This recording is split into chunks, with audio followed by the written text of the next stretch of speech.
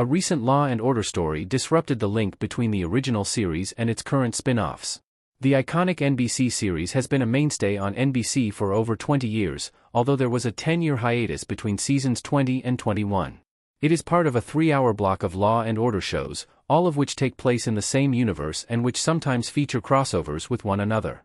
This series focuses on homicides, while Law and Order SVU takes rape, incest, and child abduction cases, and Law and Order Organized Crime follows complex investigations into mob bosses. Shortly after Law and Order was confirmed for season 24, it broadcast its 500th episode. In honor of this milestone, the series offered a compelling story involving a rapist who made parole after only 5 years behind bars and killed a therapist who supported his parole bid within days of his release. The episode addressed the aftermath of Jack McCoy, Sam Watterson, leaving Law and Order, as well as featuring many of the tropes that have made the series so popular. However, one aspect of the story contradicted established canon. How Law and Order's 500th episode contradicted established canon. Price's involvement in this case contradicted the rules. The 500th episode of Law and Order revolved around Ada Nolan Price's ethical dilemma after a rapist he brokered a plea deal with for a short sentence committed a violent rape/murder shortly after release. Price had agreed to a plea bargain in which the perp got only 5 years behind bars for aggravated rape because the victim was so traumatized that she didn't want to testify. This plot was realistic, considering the overworked New York City justice system.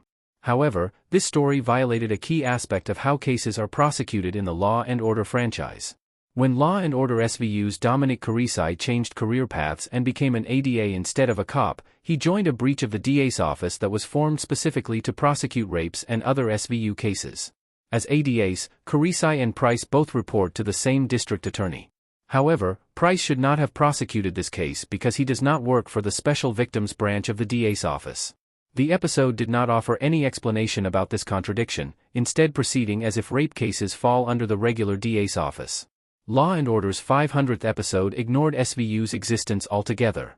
Nobody suggested speaking to SVU about a case that was firmly in their wheelhouse. Law and Order Nolan speaks to a victim who is traumatized by her experience.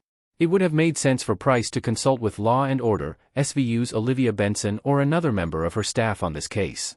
The case involved a brutal rape/homicide that Price was having trouble proving was connected to a previous rape. Additionally, Baxter demanded that Price prep a traumatized victim for trial and do his best to alleviate her anxiety so she could effectively implicate the defendant.